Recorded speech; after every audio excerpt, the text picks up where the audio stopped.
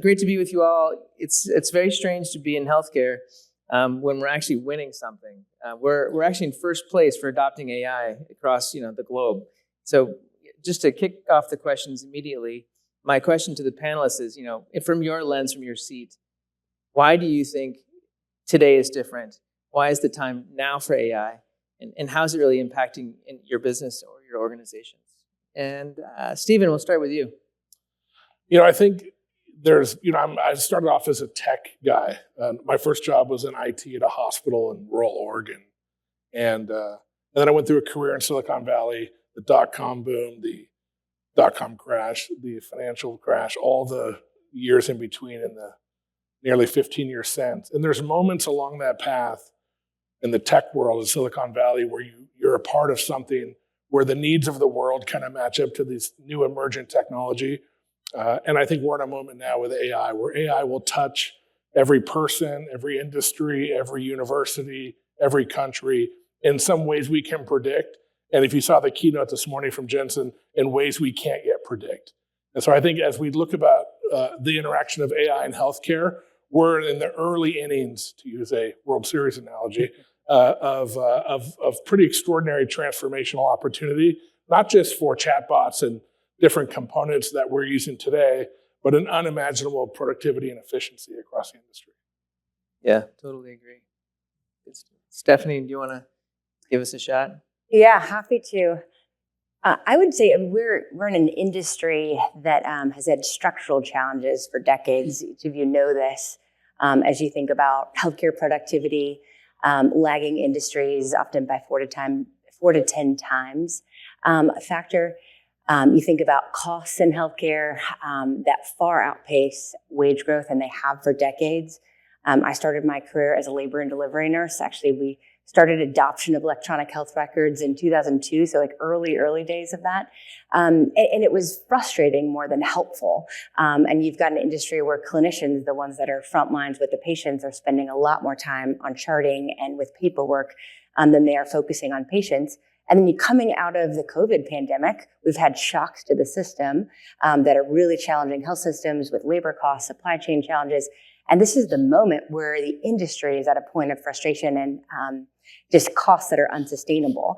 And then we're at a moment where the technology is delivering use cases that are radically changing not just the lives of clinicians. And I think ambient AI and going to well-structured notes after you visit your patient, it really changes not only the time that you spend with patients and how you can look them in the eye, but also the time that you get to go spend with your family every night. That's life-changing for clinicians who are burnt out at this point. And I think we're at a point where executives in different health systems and payers are eager for solutions, and the tech solutions are very use case driven, easier to implement than technology has been in the past. It was always the joke that the way to be innovative at a health system was to name a chief innovation officer, and nothing changed. Things are changing now, and I think that's why you're seeing an industry that has historically lagged substantially on technology actually starting to get ahead of other industries, which is really exciting. And I think we're at a moment as a member of the Trump administration where you're thinking about technology and disruption and how do we rebuild in a way that really changes value for patients and stakeholders in healthcare. It's a really exciting moment. Yeah, agreed. I think Jensen said today, we've been using software as picks and shovels or tools, and now that software is using the tools. And so it's decreased the barrier to entry. It's actually driving value in an autonomous fashion. So it's actually a really exciting time. So it's absolutely right. Kent? Yeah, well, first, thanks for the opportunity to be here. Thanks for NVIDIA for organizing such a wonderful conference. As it relates specific to this question, it's great that healthcare is leading to see us out front in this particular endeavor. I think there's a number of reasons why healthcare is out front.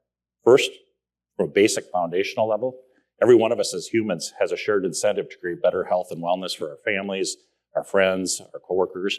And so I think there's a shared motivation. But beyond that, what's sort of the lay of the land that's leading to this? I think the digital data that's available in healthcare that's been collected now dating back more than a century that we're able to reach back and utilize. If you think about at Mayo Clinic, we've created the Mayo Clinic platform. There's millions of lives that are well curated in a secure environment. It even includes capabilities from a data standpoint like digital pathology, where we've digitized every slide from a patient biopsy that was done surgically at Mayo Clinic now going back over 100 years, back to the Mayo brothers. That's 17 million slides. You extrapolate that to the broad amount of data just with our organization, other organizations, I think we're ripe with all that data that exists. But then there's the impact of that data. So I think we can quickly demonstrate tools that are having impact. And I think in my own field of radiology, I have some colleagues here from radiology, we've been able to see how that's starting to impact lives. More lives are being saved. Tools that detect pancreatic cancer quicker on CT scans, or with our cardiology colleagues, insights that are obtained as it relates to biologic versus chronologic age of your heart. Those demonstrations of impact are, I think, helping accelerate interest and excitement around this capability. And then I think bottom line is there's a lot of incentive because small changes in healthcare that impact our precision and accuracy with diagnoses and therapeutics result in lives that are saved. Yeah, then I think it's just been very difficult to get to some of this data. I hope someone says eventually that we all live these well-curated lives as you've just described. I'm not sure my wife would say that yet, but yeah, like how it's been very difficult to get across the data silos, the different structures and SQL databases, and this generative / agentic AI era is really giving us access that. I think another thing that was said today is like 1 hour of developer time translates to 7 hours of autonomous time because of the way that we can prompt and run these agentic engines. And so, yeah, the time is ripe to just actually access that data that we haven't really been able to access as a holistic data plane that we have in the past. Shiv? Yeah. Well, I guess, number one, I absolutely resonate with everything that my esteemed panelists have already said. Maybe just a little bit more context for folks who aren't in healthcare. A few years ago, there were a couple surveys that suggested that 2 out of 5 doctors didn't want to be doctors in the next 2 to 3 years, and that 27% of nurses didn't want to be nurses in the next 12 months. So that also is reflected in what's happening in the health system. I've seen patients drive 5-6 hours from a rural setting into the inner city system just to see their clinician, just to see that rheumatologist who could potentially save their life. So there's a public health emergency that's been sort of simmering underneath the surface. And I think some years ago, or maybe even in the last 3 to 4 years, a lot of stars aligned where we seemingly stretched the rubber band as far as it can stretch. And these new capabilities sort of emerged for us to take advantage of. There was a VC a few years ago who published a blog describing how in this new world, this new sort of agentic age that we're in now, we can get jobs done. The idea was, that first moment of using ChatGPT, you put a prompt in, you're getting something out, seemingly regurgitated or memorized. It's a magical moment, and we all experience it all the time. And at the same time, now there's these new ways and methodologies around which you can orchestrate models to actually reason through, unpack a problem into its constituent parts and really get something all the way to the end zone. And when you think about it in healthcare, there are so many jobs that nobody wants to do. There are so many tasks that are absolutely, clerical by nature. They're back office. They're not really serving the end users. And the most important end users are patients and their family members, but then the care teams around them. And so we have this opportunity now to leverage this technology, I think, to help healthcare feel more human again and to bring those most important people in healthcare closer together. I think that's the aspect of this moment that I think the industry is latched on to. But it's unlocked, I think, our ability to also experiment, maybe for the first time at least in my decade plus of being in the industry of health systems wanting to actually try new things, which is also, I think a first for healthcare to try something first. Yeah, totally agree. We tend to purposely like to be last or second to last, depending on which industry you want to compare us to. So that's a great entree into this next question. As we look at this era of agentic AI and the access we have to data, and the experience that the patients are having with their clinicians now using technologies like Abridge and others, and then the experience between the clinician and the administration, and how does that whole loop really get impacted? Because we've had ambient scribes for a long time. And it, and still only 50% of the clinicians worldwide have access to tools like Abridge. But the growth rate that you guys have seen over the last even year is, I'll leave that to you, is astounding. And so what is it about, this interaction between the patient and the clinician, but also between the clinician and the organization that's different? For us, everything that we're building is based on this thesis that healthcare is about people and they're having conversations. That in the next 5 to 10 years, we're not going to be able to fully automate a doctor or a nurse. And if that's true, if maybe when we get very sick, maybe low acuity care can get automated over time with agents. But when we're really sick, we're in the hospital. And when we're in the hospital, we're talking to doctors and nurses. That means those conversations, those dialogues really drive so many workflows in healthcare. One reality of the US healthcare system, but really this is true around the world, is that clinicians, we don't get compensated for the care that we deliver. We get compensated for the care that we documented that we deliver, or the quality of the care that we documented that we deliver. So these notes that are generated are actually bills. They're very high stakes artifacts that are important not just for care communication, for care collaboration across all the different specialists who are taking care of someone, but also they're so important to just sort of do analytics and understand what we should reimburse as a society. And so I think that realization for us years ago helped us chart a path, and take very seriously how important it is to create a clinically useful note for the clinician and the patient, but also a compliant note for all those folks in rev cycle. It gives us an opportunity to maybe short circuit a little bit of the system. Yeah, I think that's it's kind of a leading question, but I totally think that's it. It's not to describe; it's to really optimize the provider's time so they can really connect with the patient and not troubleshoot authorizations or worry about rev cycle management. It's really being done autonomously for them, and then they're guardrailing it, which is it's really working out. Okay, so from a health systems perspective, Ken, one of the things we all have apps and Garmin's and all these health pieces of data in our hands these days. We can pull up ChatGPT and ask it a bunch of questions. How have you seen the patient's expectations with the healthcare system change over the last couple of years? That's a great question, and I think they're changing quickly. At Mayo Clinic, our primary value is the needs of the patient come first, and we very much focus for our 160-year plus history on making sure that we're meeting their expectations in a category of one differentiated way, beyond their expectations that our outcomes are similar. And as digital capabilities have come alive and we're beginning to incorporate them into our practice, we've really focused on rolling those out in a way that we align with what the patients are seeing. More and more, following on the discussion around Abridge, they're expecting that they will have face-to-face interactions with their physicians, where their physicians aren't necessarily focused on the computer screens. They'll have more meaningful contact with those who are providing the care with our nurses as they're working in the hospital environment. Those are really important ways that they're interacting with our team. They're also becoming much more informed just about their own diagnoses and potential therapies and who they might reach out to for their care.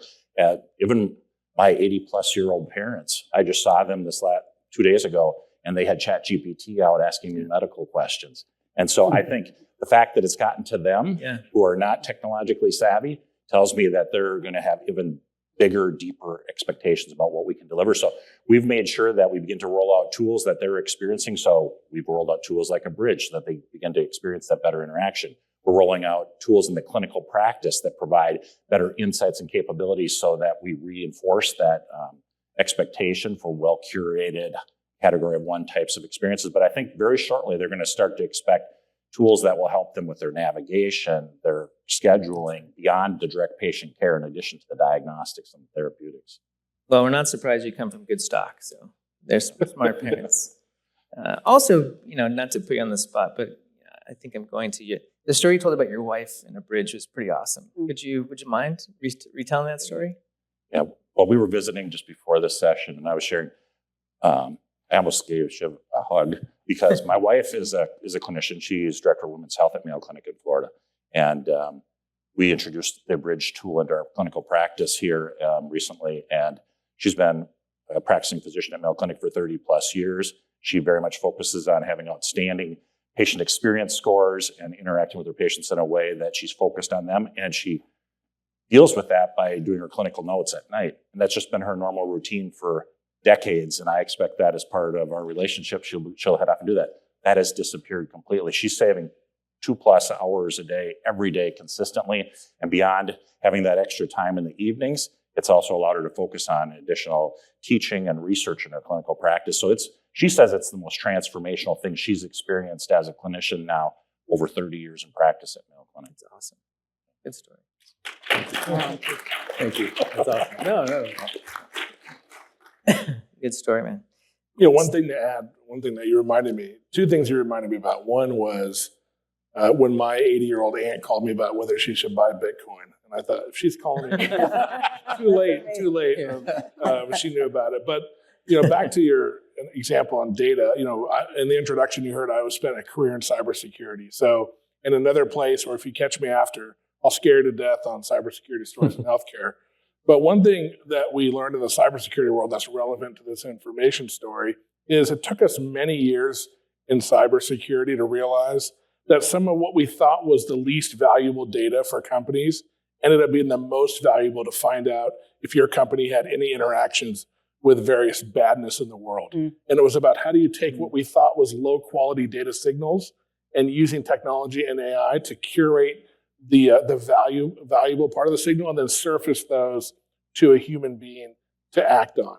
And when it comes to healthcare, at Verily, we launched an app last week called Verily Me. You should all download it. But Verily Me is our foray into this, which is how do we connect people with clinicians? And then when we connect them with their clinicians, how do we make sure that all of their health data is brought to bear in that relationship with the clinician? And sometimes for me, like in my app, I have 23 years of my history and procedures and vaccines and doctor visits and medications and everything. And when I work with my clinician, it's actually bringing all of my information, which I thought was low quality. Like, who cares about my A1C from 2018? Or why is that visit to the ER to check my elbows important 5 years ago? Why is that important in 2025? But now I have the ability to bring that information to bear in a way that is helping me take care of my health and my needs. And I think as we move through this agentic and information-centered era of healthcare, you'll see a lot more. Why just my information? Bring to bear the world's information and help me get the care and the treatment and the exposure to things that can help me on my journey from the learnings and experiences of everybody else. And that is how I see the agentic AI. And I think the adjacent industry of cyber, there's a lot of lessons to learn from that. And how do you bring that information to bear? Yeah, totally. And it's making this, it's creating a collaboration between the patient and the provider, because most times I imagine your 80-year-old grandmother or parent, now they have all this stuff in their phone, but they don't know what to do with it, right? So they're like, here, take this. That physician would have not had access to all that data before. So then there's this collaboration between the patient and the provider that they didn't have a year ago, obviously. So we did user studies before, and Young's our chief product officer out here, where people would bring in binders with handwritten notes to their physician and say, here's the things I'm supposed to ask. And very organized, but very analog. Yeah, so Stephanie, how do we make this go faster? How do we build better frameworks and governance to have the adoption of AI, continue with the momentum it has and to continue to go faster? Yeah, that has been a huge focus of ours. The first Trump administration, I think there were some early steps that were laid. There was a big initiative called Blue Button 2.0 that was to make Medicare data more accessible to seniors so they can access their records and share it with providers. Big step forward. Still a lot to learn from that. Same with setting interoperability regulations into place. So some building blocks were in case. Obviously, a lot has happened since then, a lot in technology. We've learned a lot. And so we've set to really build on some of those things. And if you could think about sort of a North Star, is a lot of what Stephen described. We're giving patients access to their longitudinal health records, real-time data, and then not just having the data sit there, but make it very usable in a convenient 24/7 accessible way. That's transformative as we think about expanding access to care in a much more affordable way to all Americans. And so if you think about that as our North Star, there are a lot of building blocks that we have been working on at CMS One is on the data accessibility. Obviously, we will still make sure it's secure and confidential. Patients have to decide to share their data. A lot of them really do, and especially when they see that it will improve their health. But that is a big piece of it. Another piece of it is ensuring that our interoperability standards really are working. And we've done a lot of work. We're not starting with changing regulations. We're starting by working with industry. We had a major event at the White House this summer. We had about 60 different, I'm going to say, tech and tech-forward companies, because it included pure-play tech companies, but also payers and providers that are very tech-forward, that all committed to a system that is working towards the goals in our interoperability framework. There's 4 different parts to that really get at our vision. The first one is really making sure that patients can both access and share their data if they want to. Second is making sure that providers can access that data at the point of care and really deliver the best data-based, evidence-based care possible to patients. The third was making that data accessible to apps to really foster an ecosystem of apps. Obviously, there's safety things that we're paying a lot of attention to, but we believe that's very possible. But that unlocks a potential to really give patients access to personalized health recommendations anytime, anywhere. And think about how consumer expectations have changed with Netflix or Amazon and some of these other things that are available 24/7 and kind of know what your preferences are and come up with recommendations. Think about that transformative power when it comes to healthcare. And then the fourth element of this framework that we've really outlined is how can we encourage patients to really use that data to move towards really the next generation of improving health outcomes through value-based purchasing arrangements. And so we are working towards that really in everything we do. So I came from McKinsey strategy, sort of our bread and butter. So naturally, we did a strategic planning process at CMS, and that sort of tech ecosystem is truly one of our top priorities that we outlined starting in January and have been really working towards. And so we are doing everything we can to set up the enabling structure. I think we're humble enough to know that we're not the entity that's going to go build the apps, but we want to do everything we can to foster an environment where they can thrive. Through those sets of things, and then in a more forward-looking perspective, think about some of the payment models that make this sustainable. And again, we think we can do that in a way that's extremely affordable for patients and for taxpayers. Thanks, Stephanie. So I want to move into a new area, talking about trust and the applications of AI. And I think this is probably, at the front of all of our minds as we look at all this data. I've used a lot of these apps. I've combined my APIs for different devices, and sometimes it doesn't quite get it right. And I honestly can't troubleshoot the API. It's broken, or I've actually gotten somebody else's data, by accident. And it's just my Garmin data, so I'm like, it's not a big deal. And this is a very tactical, experience. But across the board, I feel like this will continue to get adopted if we can continue to create transparency and build trust with our ecosystem inside of our companies and with the industry. So, I have to call Shiv out. Like, Shiv is kind of like the spirit animal of healthcare AI trust. So when we think about what's going on in the space, people do believe and trust in what Abridge is doing and what you built.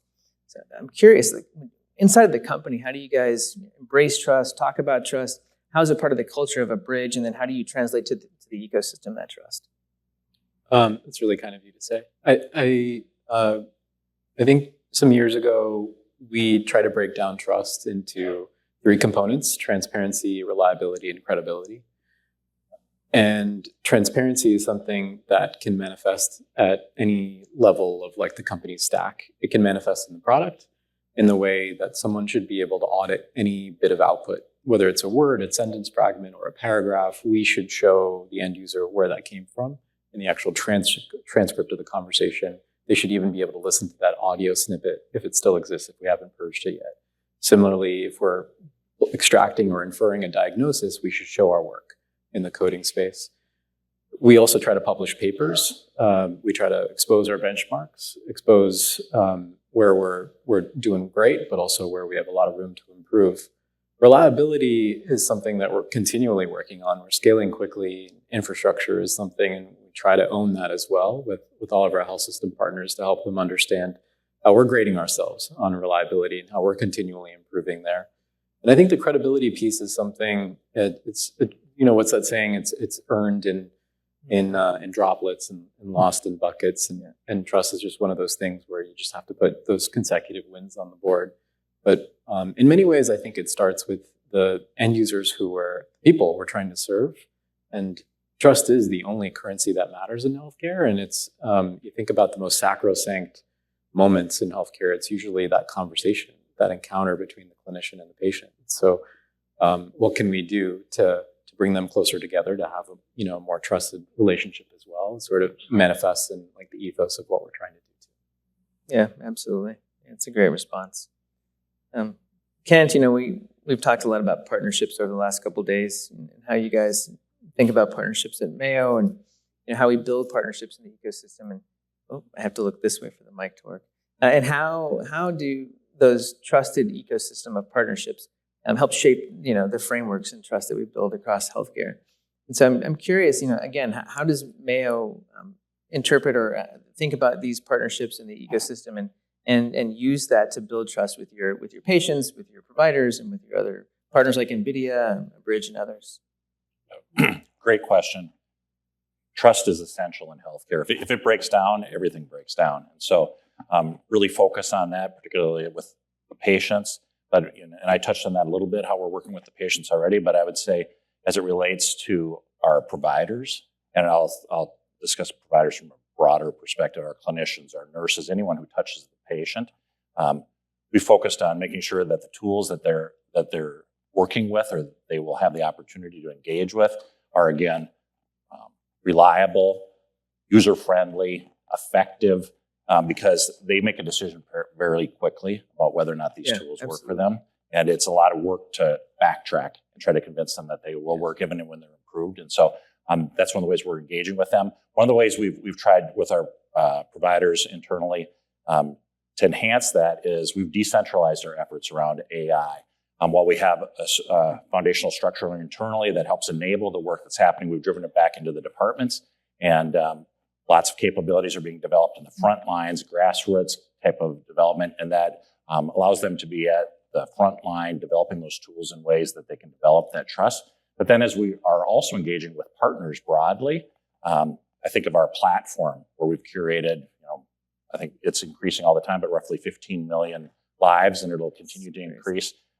Many partners are involved in that process, and tools are being developed, and we're helping new startups accelerate their work, providing them guidance, but also validate their work. And so we have well-organized structures that help validate those tools so that as we introduce those tools into our practice or broadly across healthcare, those tools are counted on to be able to work very well.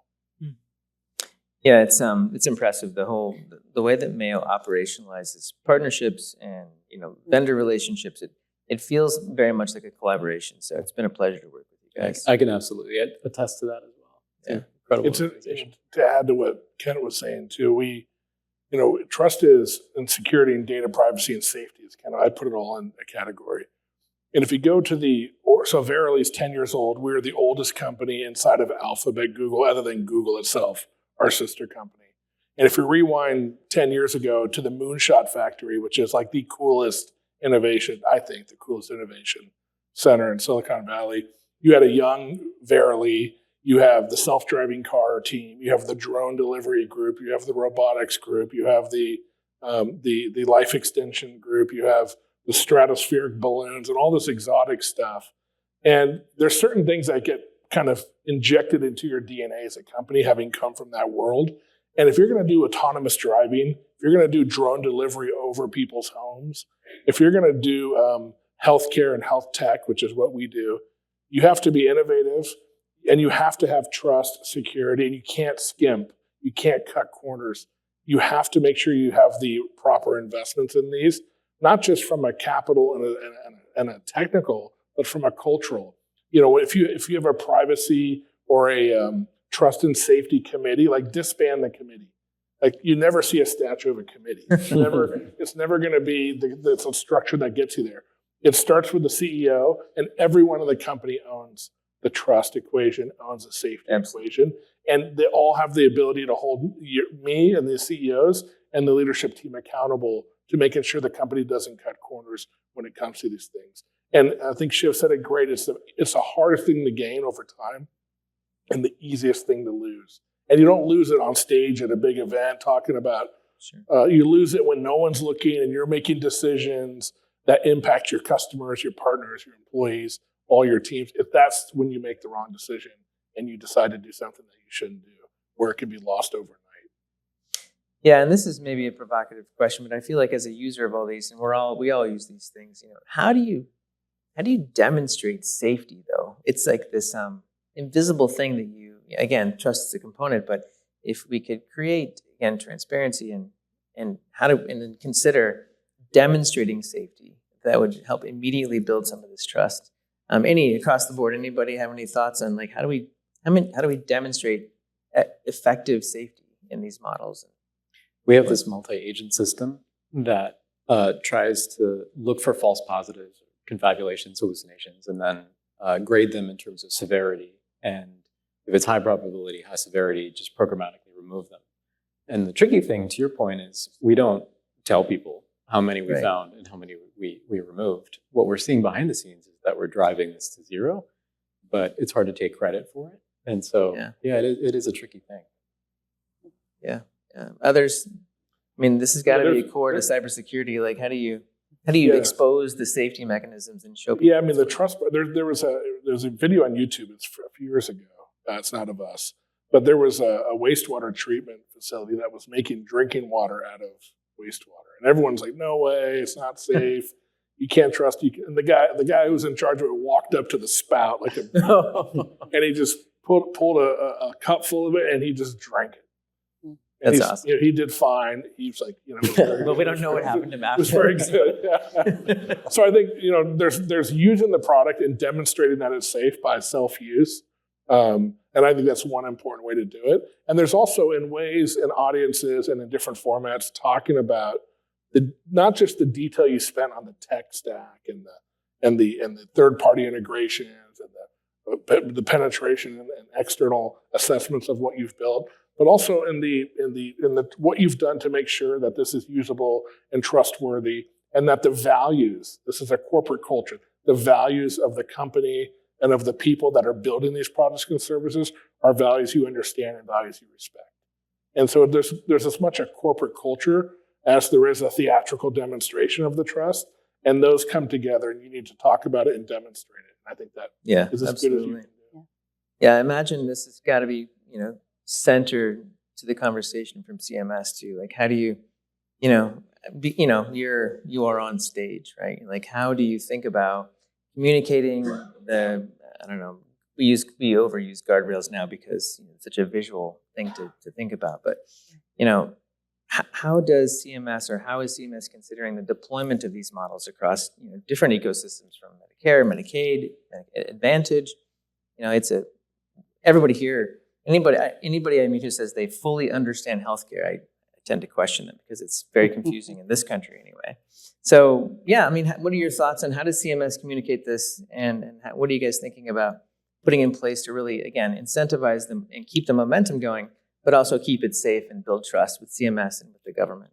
Yeah, really important question, and it's something we keep top of mind. I think there's a few things that we really try to balance. One, we want to promote innovation because we truly think it's transformative to improve health and longevity. But we want to balance that with safety so that in the near term and as the technology is developing, we're being rightfully cautious in preserving that safety. So that's a delicate balance that we were trying to keep in mind. And also asking the question about, we know humans aren't perfect. We know humans don't always follow evidence-based medicine. We want them to. And so how do you take that reality with the potential of generative and augmented AI to really improve adherence to medical evidence and kind of combine human judgment, which I don't think will ever be replaced, with the power, the transformative power of AI in these cases. And can you get to a better answer for patients? And we think that's possible, but that's a really careful balance that we're trying to keep in mind. And I'll leave you with a few principles. One, we think patient consent and confidentiality will continue to be really important in this. Two, we think it's going to be important to continue to involve healthcare providers. I think Shiv said it well. We're not at the point where AI can be autonomous, especially when it comes to health, but there's a lot of value and supplementary information that it can provide that we think in the near term, when combined with health providers that can help translate it, that can add a lot of value. And I think the last thing I would say is, as we are thinking about what are the right ways to create longer term payment models, thinking about the right set of foundational safety criteria, that'll be built into some of the things that we're planning long term. Yeah, it's been a great conversation. I feel like we just started 2 seconds ago. We've been here for 39-ish minutes. So, look, the theme I hear today is that it appears that agentic AI is actually enabling us to put the patient and the provider, the clinician, back at the center of medicine. And it's been a long time coming. People used to write soap notes on a piece of paper, and that was less obtrusive to that engagement. But now we're actually putting the patient right back with their provider, with their clinician, and removing or making the AI invisible to that interaction, that encounter. So I think it's very promising. It's an exciting time to be in healthcare, a time when there's intelligence everywhere. Healthcare is more precise, has more precision than it did before. I think that's probably the most fair way to state it today. And hopefully over the next couple of years we'll see agentic AI, collide with this embodied AI and this physical AI, where we'll truly augment the fact that we don't have enough people to serve the people that need care today.